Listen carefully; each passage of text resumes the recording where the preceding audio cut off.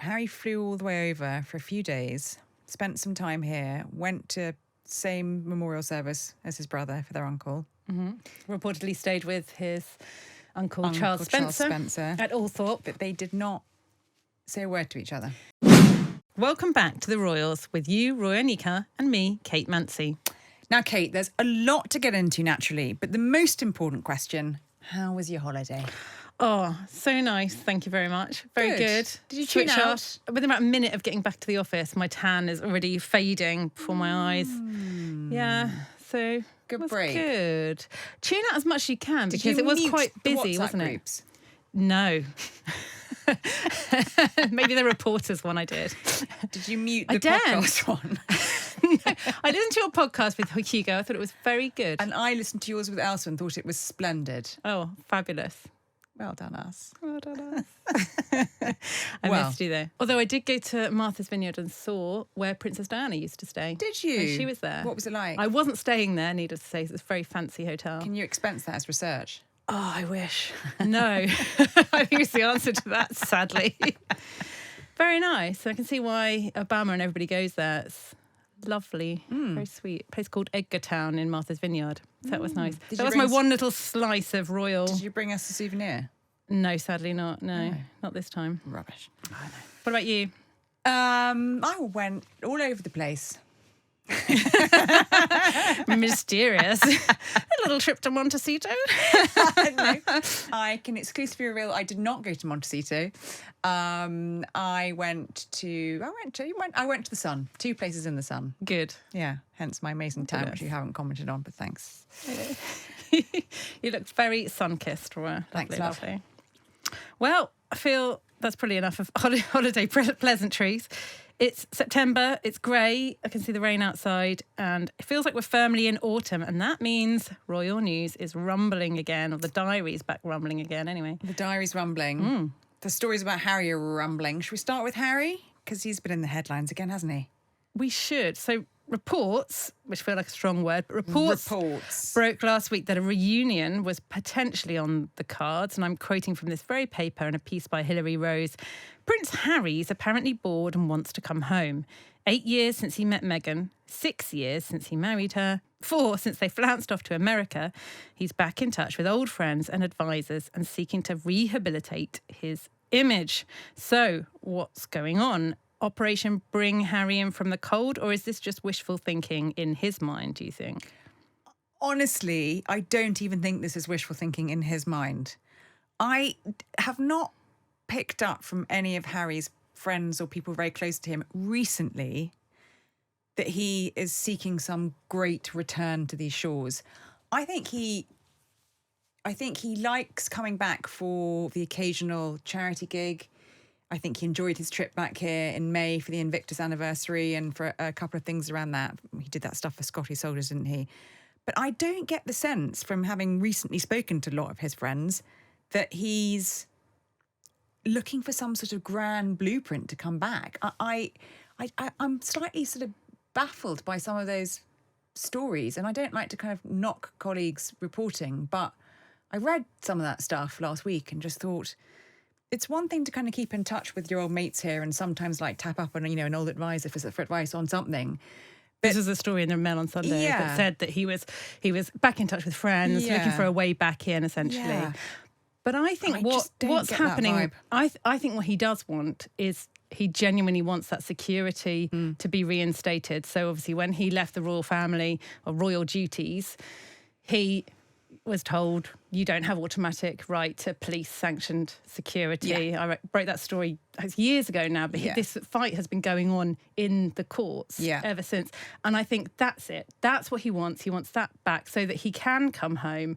And I think all these moves and manoeuvres and the talk around the scene is about Harry genuinely wanting the security, the assurance, I should say, of the security, the security of the security. Which I think is, I don't doubt that. And, we know that that's the case because he's briefed, all those people talking to People magazine recently. And again, I think, another magazine in America last week where people, on Harry's behalf are saying he would like his security back. He'd like his father to intervene because then, he could come back. And he could come back to his charitable work that he never gave up, that's still here. But at the moment, he feels that he can't come back and do that charity work. Because he doesn't have that automatic right to the Met, the police security, which, he needs. And he feels that he's at risk if he doesn't have that. So he's not able to carry out that work here, which he feels is That's a very different thing to the reports of some sort of seeking a return to royal duties. He's not seeking a real return to duties. He doesn't want to re-enter the fold here of official working royal life. And that's where I think some of the kind of reporting has been slightly muddied, because yes, okay, he wants his security reinstated to come and go and pick up his charity work here occasionally when he comes back. But that's a very different thing to Operation Bring Harry Back into the fold. But I think he's always wanted that half in, half out. And if you look at all the work that he's doing in the States or further afield, like Colombia, it's very much of the royal playbook. So he hasn't gone away and created a completely new life for himself where he's now working in a corporation or he's a sheep farmer somewhere and he's turned his back on it. He's still continuing with that idea that he's a member, those royal duties, if you like. And he never, ever wanted to leave. But not here. He always wanted half in, half out. He always wanted to be able to help. And I think there is that there is this tension within Harry, and that's obviously coming through in ways that he wants that security. He wants to have a foothold in the UK. He's going to be back here for the Invictus Games for Birmingham in 2027. How is that going to look? He wants to do more charity work here, I'm sure of it. And he wants that. That's why he's fighting so hard to have that security reinstated. Yes, I agree with all of that. I don't think he wants to come back and do work like official working duties. He doesn't want to. He doesn't want to cut a red ribbon at the to open the latest hospital wing. Which is what royal life is here, unfortunately. He wanted to do the part of it. Yeah, he wanted to do some bits. Yeah. Or but maybe Granny he could do a Commonwealth realm or something like that. Said no. The other thing is, you can have all the wishful thinking you like, supposedly from Harry, which frankly I don't buy into. I don't think that's what he wants to do. But there's no appetite for it here either, in terms of, I think once you've made your decision like that to up sticks and leave, I don't know how would he come, like, slide back into doing that? And also, I don't know, I just feel it's unrealistic. The king wouldn't be that up for it. William certainly wouldn't be up for it. But I think all the noise around it is coming from the fact that he wants his security back. He wants to spend more time in UK. He doesn't feel safe here without that security. He wants that reinstated. And I think he wants to see his father. And I think that's what came across in that message that he put out last time he was here in May. It's very unfortunate. We understand the king's very busy, but that's why I haven't been able to see him. Which turned out wasn't really the case, because his dad said come and stay in Buckingham Palace and he decided to go to a hotel. So if he wants to see his father, as they always say at Buckingham Palace, if he wants to see his father, he knows where the king is. So what's going to happen? Because who knows what will happen with that court process.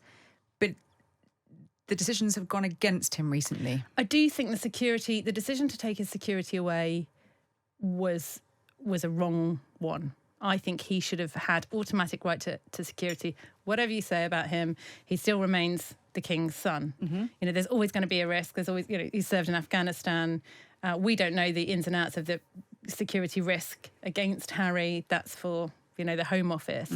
But I think it was unnecessarily punitive to take that away when there are other individuals around the world, non-royal, and we will never know their names, who are granted automatic security by the state when they come to this country on account of the fact of the risk on their heads. Yeah. And we may never know that risk, but that other celebrities will be granted that, and Harry won't.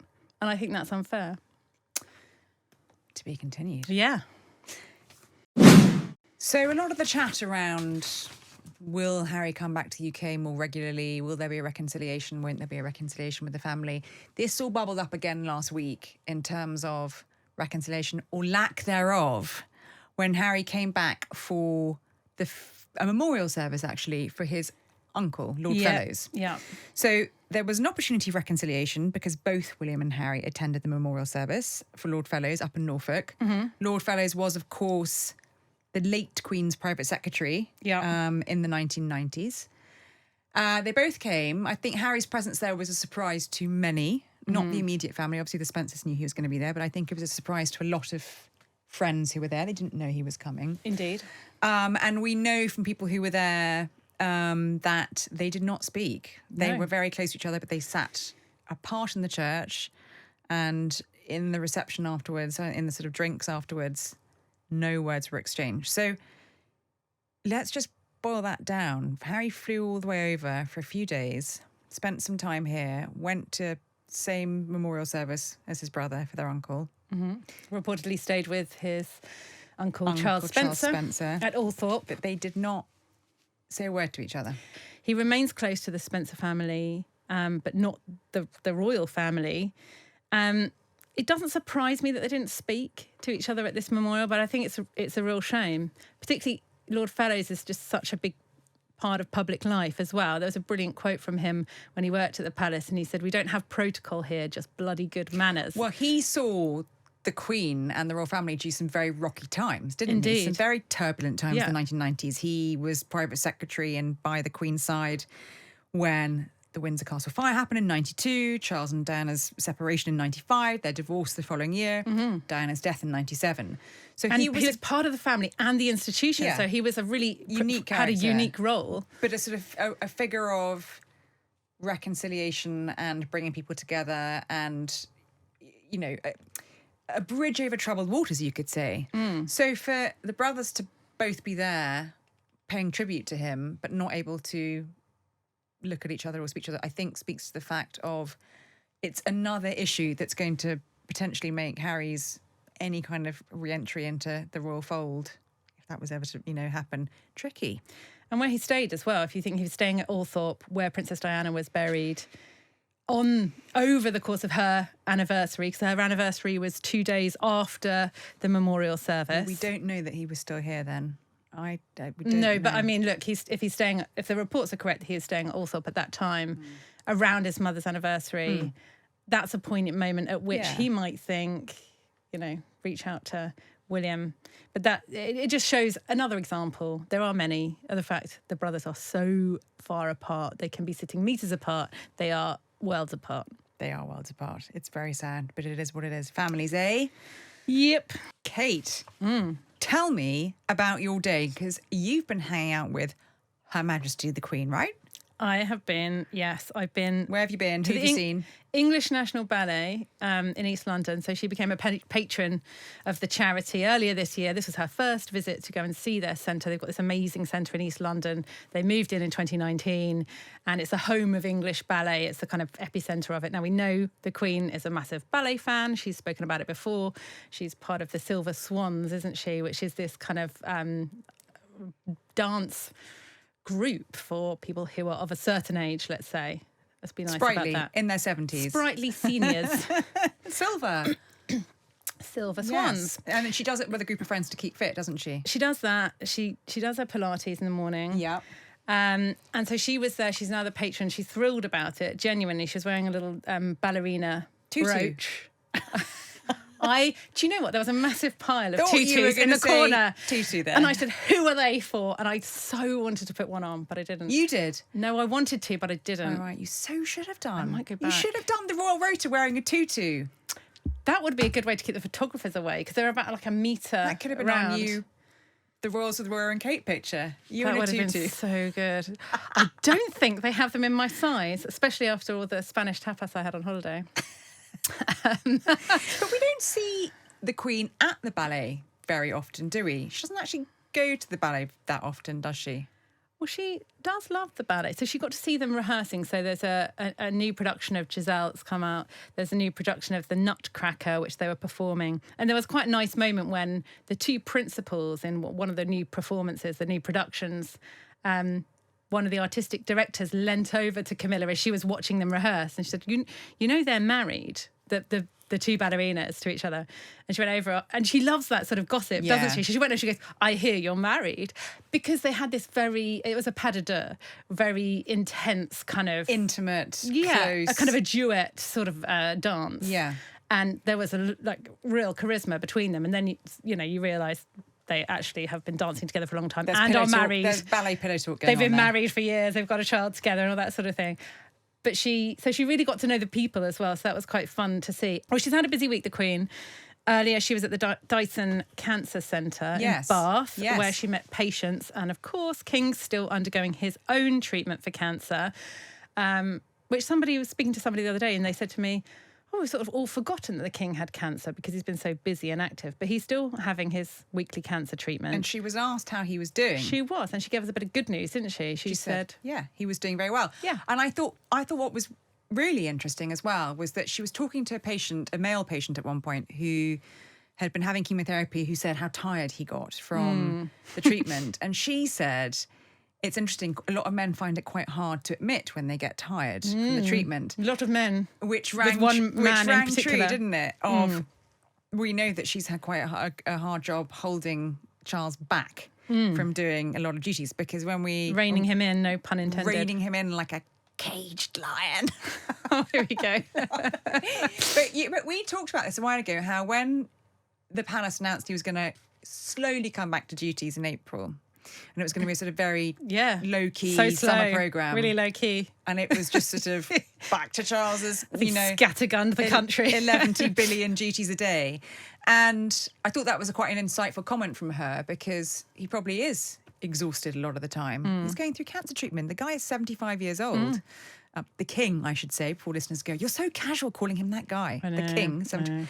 But His Majesty. He probably does get very tired, but doesn't like to, as the Queen has admitted, doesn't like to admit it. Anyway, it was good to hear that he's doing well. And and he went out to Southport as well, didn't he? After the riots and the terrible stabbing in Southport. Yeah. And there was a lot of interest from, he was keeping tabs on that as that was happening and developing. And they were really monitoring that closely. And he wanted to go as soon as he could possibly go to pay his respects and to see the community there. And I thought that was to his credit, considering he's still got his own health concerns. Yeah, he was trying to have a few days off. He broke his holiday in Balmoral to come down to Southport, and just when he'd started his holiday, came down, and it was a very important day, I think, for him. I hear you might have been to the Saatchi Gallery on your way in today to look at a new exhibition from Prince William's Homewards programme, Homelessness Reframed. Well, actually, tell me more. Much more interesting that I went to go and have a look at. I did go to the Saatchi Gallery. And I did see Prince William. Go on. He wafted past, and he wafted past in a very regal way. And I thought, as he was walking towards us, did you do a double take? I thought, hang on, what is that? That's something I've seen before. The beard is back. The beard's back. William's beard is back. Hold the front page. Back by popular demand. But anyway, William had this beard when he did his video with Catherine, wishing the Olympians good luck in the summer. With Snoop Dogg. The internet went wild about it. We both mentioned it on our separate podcasts. These are the important constitutional matters that we like to discuss. Then we saw him without it when he went to church with Catherine in Balmoral a couple of weeks ago. So a little tidy for church. It was gone. Yeah. Even that sort of went quite far and wide on various social media platforms. But the beard is back. It's back in a kind of like 90s designer stubble way, though. Is he channeling his inner King George V, do we think? Or do you think he knows how popular it is that people like to talk about it, and he thinks, wow, this exhibition really could do with a bit of publicity? Well, the journalists have already been to look around it in August. While I was on holiday, we went to see that exhibition, didn't we? Because it doesn't need extra publicity, because they were expecting around 5,000 visitors, and we heard today, and William was delighted when he was told this, it's had more than 26,000 visitors so far. So it doesn't need William's beard to boost it. But in terms, they are good numbers. They are good numbers. Nice stats. Yeah. No, but I think in terms of the general spreading this message that homelessness should be short and... I should really come back to the serious point here, which is that William, bring it. You and I saw this exhibition before William. So you and I went to a preview.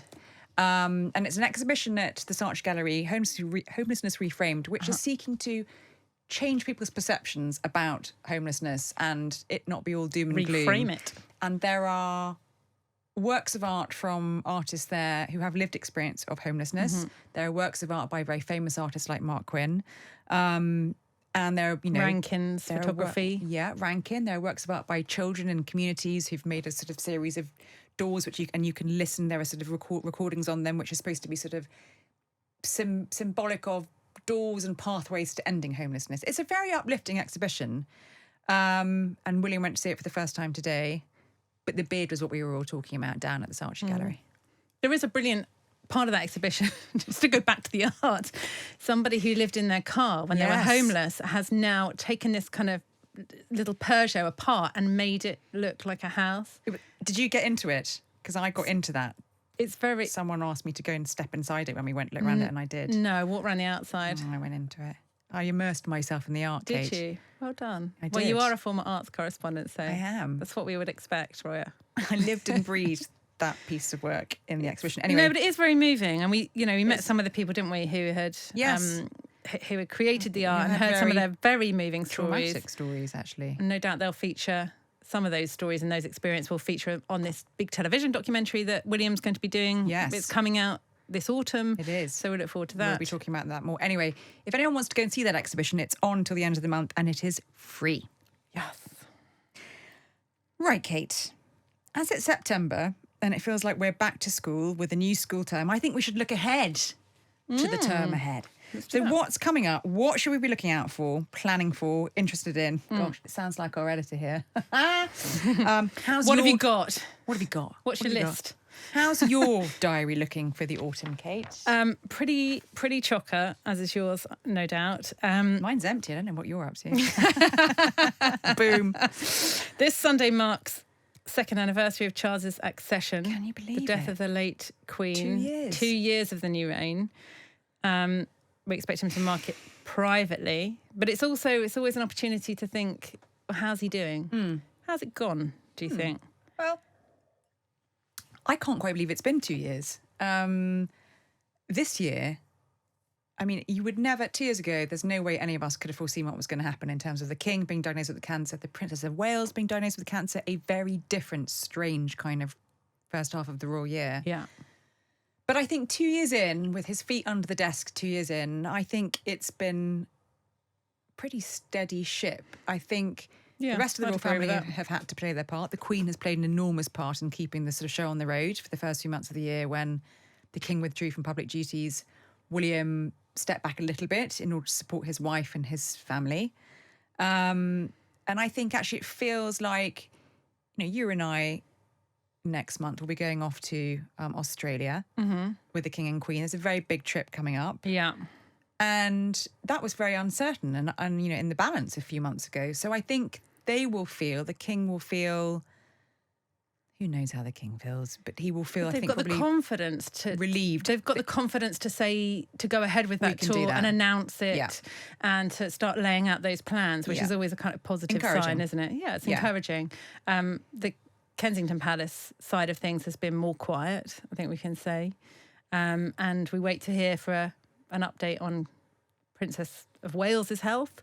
But I think 2 years in, he's weathered some storms already, and he's done it pretty well.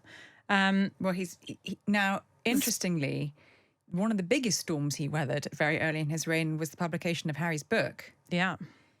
Spare. One of the fastest and selling interestingly, books. the paperback version is coming out, and Harry has decided not to update it because normally when you bring out your hardback book, it does very well. You have extra material in it when you bring out the paperback. Now, he's not going to bring any extra detail into it, and he's not going to do any interviews around it. So maybe he thinks enough's enough. Maybe he thinks he said his bit, and that's... But you're right, that's one of the things the King has weathered. Yes. And another element, another kind of thing that he's had to get over, or a hurdle in the way, I suppose, has been the Andrew debacle, the Duke of York. Well, that's about to bubble up again, isn't it? And it was going to bubble. It's not going away. There's still the siege over Royal Lodge.